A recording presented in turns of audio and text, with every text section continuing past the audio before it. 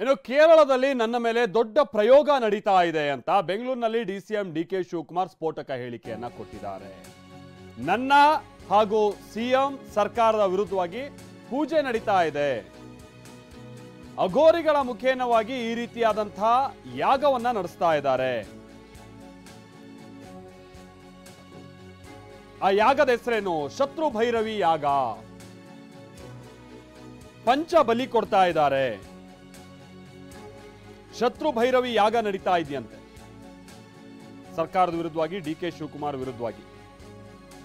21 ಮೇಕೆ, 3 ಎಮ್ಮೆ, 21 ಕುರಿ ಇದನ್ನೆಲ್ಲ ಬಲಿ ಕೊಡ್ತಾ ಇದ್ದಾರಂತೆ. ಕೇರಳದ ರಾಜರಾಜೇಶ್ವರಿ ದೇವಸ್ಥಾನದಲ್ಲಿ ಈ ಯಾಗ ನಡೀತಾ ಇದೆ. ನಾವು ನಂಬಿದ ದೇವರು ನಮ್ಮನ್ನ ಕಾಪಾಡ್ತಾನೆ, ಇದನ್ನೆಲ್ಲ ಯಾರು ಮಾಡಿಸ್ತಾ ಇದ್ದಾರೆ ಅನ್ನುವಂಥದ್ದು ನನಗೆ ಗೊತ್ತು ಅಂತಾನೋ ಬೆಂಗಳೂರಿನಲ್ಲಿ ಡಿಸಿಎಂ ಡಿಕೆ ಶಿವಕುಮಾರ್ ಆರೋಪ ಮಾಡಿದ್ದಾರೆ. ಒಂದ್ ಕಡೆ ಡಿಸಿಎಂ ಡಿಕೆ ಶಿವಕುಮಾರ್ ವಿಚಾರವಾಗಿ ಈ ಮಹಾನಾಯಕ ಅಂತ ಹೇಳ್ಕೊಂಡು ಈ ಪೆನ್ಡ್ರೈವ್ ವಿಚಾರವಾದಂತ ಆರೋಪಗಳು ನಡೀತಾ ಇತ್ತು. ಈಗ ಡಿಕೆ ಶಿವಕುಮಾರ್ ಮತ್ತೊಂದು ಪ್ರತ್ಯಾರೋಪ ಮಾಡ್ತಾ ಇದ್ದಾರೆ. ಅದು ಮಾರಣ ಮೋಹನ ಸ್ತಂಭನ ಪ್ರಯೋಗ ಯಾಗ ಇದೆಲ್ಲ ನಡೀತಾ ಇದೆಯಂತೆ. ಕೇರಳದಲ್ಲಿ ಈ ತರದ ರಾಜಕಂಟಕ ಯಾಗ ಆಗ್ತಾ ಇದೆಯಂತೆ. ಕೇರಳದ ನಿರ್ಜನ ಪ್ರದೇಶದಲ್ಲಿ ಯಾಗ ನಡೀತಾ ಇದೆ ಅನ್ನುವಂಥದ್ದು ಮಾಹಿತಿ ಅವ್ರಿಗೆ ಸಿಕ್ಕಿದೆಯಂತೆ. ಈ ಮಾಹಿತಿಯನ್ನು ಆಧರಿಸಿಯೇ ಡಿಕೆ ಶಿವಕುಮಾರ್ ಹೇಳಿಕೆಯನ್ನ ನೀಡ್ತಾ ಇರುವಂತದ್ದಂತೆ. ತಮ್ಮ ವಿರುದ್ಧ ಬಲಿ ಪ್ರಯೋಗ ನಡೆದಿದೆ ಅಂತ ಕೂಡ ಡಿಕೆ ಶಿವಕುಮಾರ್ ಹೇಳ್ತಾ ಇದ್ದಾರೆ. ಏನದು? ಶತ್ರು ಭೈರವಿ ಯಾಗ ಅವ್ರ ವಿರುದ್ಧವಾಗಿ ನಡೀತಾ ಇದೆಯಂತೆ. ನೋಡಪ್ಪ, ಕೇರಳಲ್ಲಿ ಒಂದು ದೊಡ್ಡ ನನ್ನ ಮೇಲೆ ಪ್ರಯೋಗ ನಡೀತಾ ಇದೆ. ನನ್ನ ಮೇಲೆ, ನಮ್ಮ ಸರ್ಕಾರದ ಮೇಲೆ ಇದೆಲ್ಲ ಬಂದು ಕೊಟ್ಟಾರೆ. ಯಾವುದು ಪೂಜೆ ನಡೀತಾ ಇದೆ, ನಮ್ಮ ಮೇಲೆ ಸಿಟ್ಟೆ ಮಾಡಿಸ್ತಾವ್ರೆ.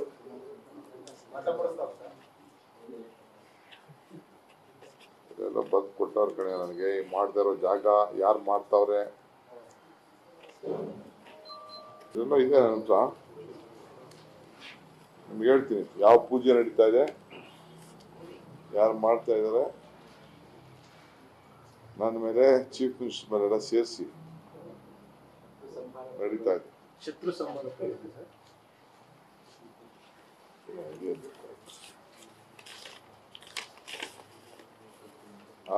ಶತ್ರು ಭೈರವಿ ಯಾಗ ಕೇರಳ ರಾಜರಾಜೇಶ್ವರಿ ದೇವಸ್ಥಾನದ ಆಸು ಪಾಸಿನಲ್ಲಿ ಈ ಯಾಗ. ನೋಡಪ್ಪ, ಕೇರಳಲ್ಲಿ ಒಂದು ದೊಡ್ಡ ನನ್ನ ಮೇಲೆ ಪ್ರಯೋಗ ನಡೀತಾ ಇದೆ. ನನ್ನ ಮೇಲೆ, ನಮ್ಮ ಸರ್ಕಾರದ ಮೇಲೆ ಇದೆಲ್ಲ ಬಂದು ಕೊಟ್ಟಾರೆ.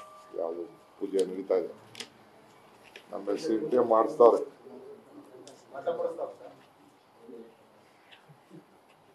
ಇದೆಲ್ಲ ಬಂದು ಕೊಟ್ಟವ್ರ ಕಣೆ. ನನಗೆ ಮಾಡ್ತಾ ಇರೋ ಜಾಗ ಯಾರು ಮಾಡ್ತಾವ್ರೆ ಇದೆಲ್ಲ ಇದೆ ನನ್ನ ಹತ್ರ. ನನ್ನ ಮೇಲೆ ಚೀಫ್ ಮಿನಿಸ್ಟರ್ ಮೇಲೆಲ್ಲ ಸೇರಿಸಿ ನಡೀತಾ ಇದೆ.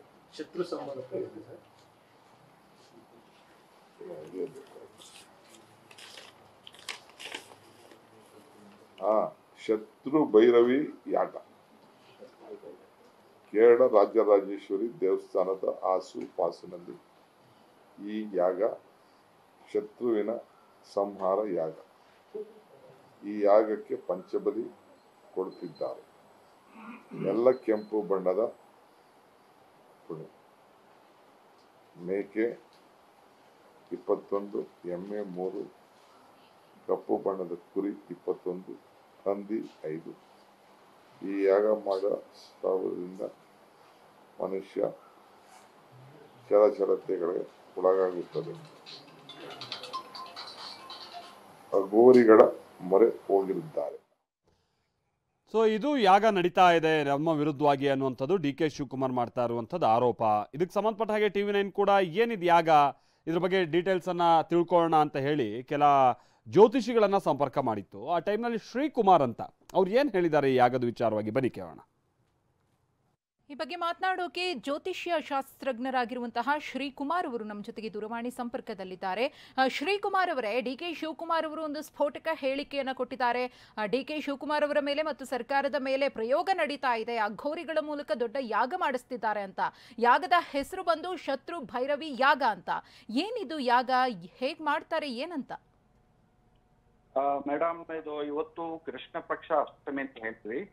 ಹುಣ್ಣಿಮೆ ನಂತರ ಬರ್ತಕ್ಕಂತಹ 8ನೇ ದಿವಸ ಕೃಷ್ಣ ಪಕ್ಷ ಅಷ್ಟಮಿ ಅಂತ ಹೇಳ್ತೀವಿ, ಕಾಲ ಭೈರವಾಷ್ಟಮಿ ಅಥವಾ ಕಾಲ ಭೈರವಿ ಅಷ್ಟಮಿ ಅಂತ ಹೇಳ್ತೀವಿ. ಈ ಅಷ್ಟಮಿಗಳಲ್ಲಿ ಅಷ್ಟ ದಿಕ್ಕು ಅಷ್ಟ ಭೈರವ ಹೋಮ, ಅಷ್ಟ ಭೈರವಿ ಹೋಮ ಅಂತಕ್ಕಂಥದ್ದು ಮಾಡಿದ್ರೆ ನಮಗೆ 8 ದಿಕ್ಕಿನಿಂದ ಕೂಡ ಯಾವುದೇ ತರಹದ ಶತ್ರುಗಳು ಇರಲ್ಲ. ಅಂತಹ ಶತ್ರುಗಳು ನಿಲ್ಲಬಾರದು ಅಂತಂದ್ರೆ ಕೆಲವೊಮ್ಮೆ ಕುಂಬಳಕಾಯಿ ಬಲಿಯನ್ನು ಕೊಟ್ಟು ಮಾಡ್ತಾರೆ, ಅಥವಾ ಬೇರೆ ಬೇರೆ ಜೀವ ಬಲಿಯನ್ನು ಕೊಟ್ಟು ಕೂಡ ಮಾಡ್ತಾರೆ. ರುದ್ರಭೂಮಿಯಲ್ಲಿ ಮಾಡುವಂತದ್ದು ಕೂಡ ಇರುತ್ತೆ ಕೆಲವೊಂದು. ಹಾಗೂ ಕೆಲವೊಂದು ನಿರ್ಜನ ಪ್ರದೇಶಗಳಲ್ಲಿ ಕೂಡ ಮಾಡುವಂತ ಒಂದು ಯಜ್ಞ, ಅಥವಾ ಬೇರೆ ಬೇರೆ ಉಗ್ರವಾಗಿರ್ತಕ್ಕಂತ ದೇವಾಲಯಗಳಲ್ಲಿ ಕೂಡ ಮಾಡುವಂತಹ ಒಂದು ಹೋಮ ಇದು. ಸರ್ವೇ ಸಾಮಾನ್ಯವಾಗಿ ಯಾರು ಕೂಡ ಇದು ಮನೆಯಲ್ಲೇ ಮಾಡುವಂತಹ ಹೋಮ ಅಲ್ಲ. ಇದು ಮಾಡುವ ಒಂದು ಉದ್ದೇಶ ಇದು ಅಷ್ಟ ದಿಕ್ಕುಗಳು, ಅಷ್ಟಮಿ ತಿಥಿ ದಿನಾಂಕ 8 ದಿಕ್ಕುಗಳಿಂದ ಕೂಡ ನಮಗೆ ಯಾರು ಕೂಡ ಶತ್ರುಗಳು ಇರಬಾರ್ದು, ಅವರು ನಾಶಪಡಿಸಲಿಕ್ಕೆ ಮಾಡುವಂತಹ ಒಂದು ಪೂಜೆ ಅಂತ. ಅಂದ್ರೆ ಅಘೋರಿಗಳ ಮೂಲಕ ಮಾಡಿಸುವಂತಹ ಪೂಜೆನ ಹೇಗೆ? ಇದು ಅಘೋರಿಗಳಿಂದಲೂ ಮಾಡಬಹುದು, ಮಾಂತ್ರಿಕವಾಗಿ ಕಲಿತಿರ್ತಕ್ಕಂಥವ್ರು ಅಂದ್ರೆ ವಶೀಕರಣ, ಮೋಹನ, ಪೇತನ, ವಿದ್ವೇಷಣ, ಉಚ್ಚಾಟನ, ಮಾರಣ, ಸ್ತಂಭನ, ಈ ರೀತಿಯಾಗಿ ಅಷ್ಟ ಕರ್ಮಗಳು ಏನಿದೆ ಅದರ ಕೆಲವೊಮ್ಮೆ ಸೌಮ್ಯತೆ ರೂಪದಲ್ಲಿ ಕೂಡ ಮಾಡಬಹುದು. ಒಂದೊಂದಕ್ಕೆ 8 ಮೂಲಿಕೆಗಳು ಸಿದ್ಧಗಲೆಯಲ್ಲಿರ್ತಕ್ಕಂಥದ್ದು 64 ಮೂಲಿಕೆಗಳನ್ನ ಬಳಕೆ ಮಾಡಿ ಕೂಡ ಮಾಡಬಹುದು. ಇವರು ಪಂಚಬಲಿ ಅಂತ ಹೇಳ್ತಿದಾರಲ್ವಾ, ಪಂಚಬಲಿಯನ್ನು ಕೊಟ್ಟು ತ್ರಿಬಲಿ ಕೊಟ್ಟು ಕೂಡ ಮಾಡಬಹುದು.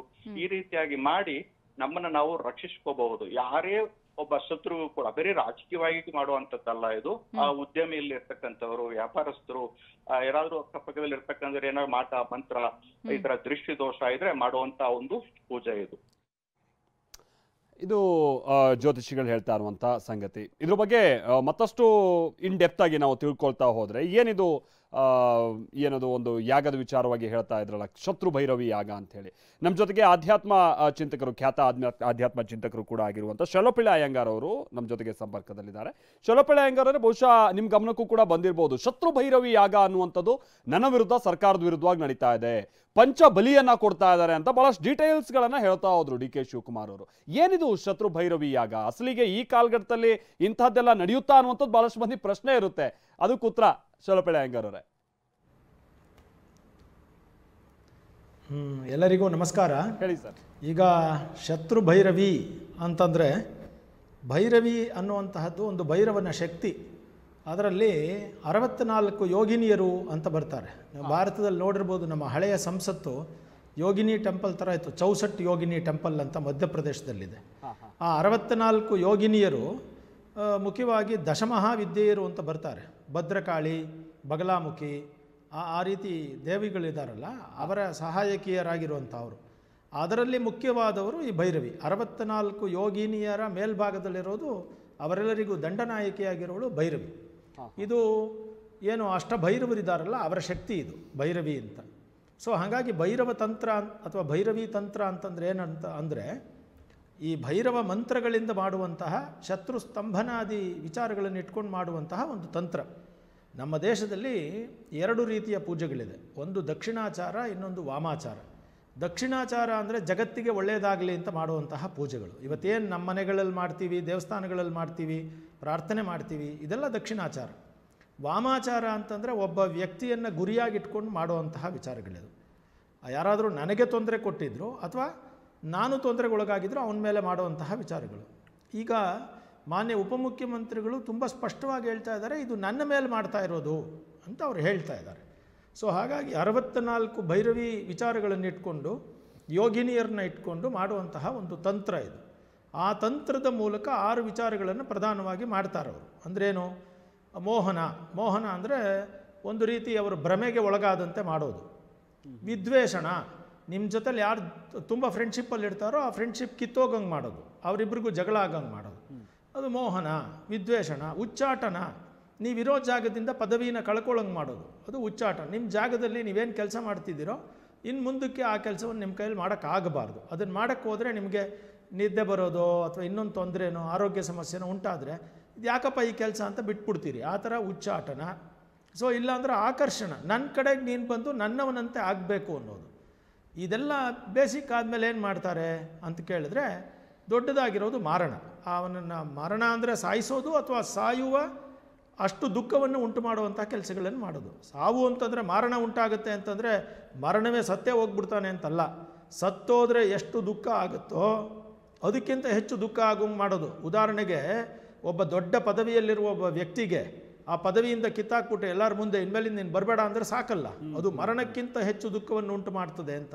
ಸೊ ಈ ರೀತಿಯಾದ 6 ವಿಧವಾದ ಪ್ರಯೋಗಗಳನ್ನು ಮಾಡೋದಕ್ಕೋಸ್ಕರ ಇದನ್ನು ಮಾಡ್ತಾರೆ. ಇನ್ನೊಂದು ಸ್ತಂಭನ, ಶತ್ರು ಸ್ತಂಭನ ಅಂದರೆ ಅವನೇನು ಮಾಡೋಕ್ಕಾಗಬಾರ್ದು, ಇಲ್ಲ ಪ್ಯಾರಲೈಸ್ ಆಗೋದು ಅಥವಾ ಅವನ ಕೈಲಿ ಕೆಲಸ ಮಾಡೋಕ್ಕಾಗದೇ ಇರೋದು, ಮಾತಾಡೋಕ್ಕಾಗದೇ ಇರೋದು ಮಾಡಿಬಿಡೋದು. ಈ ರೀತಿಯಾದಂತಹ ಪ್ರಯೋಗಗಳನ್ನು ಮಾಡುವಂತಹದ್ದೇ ಈ ವಾಮಾಚಾರ.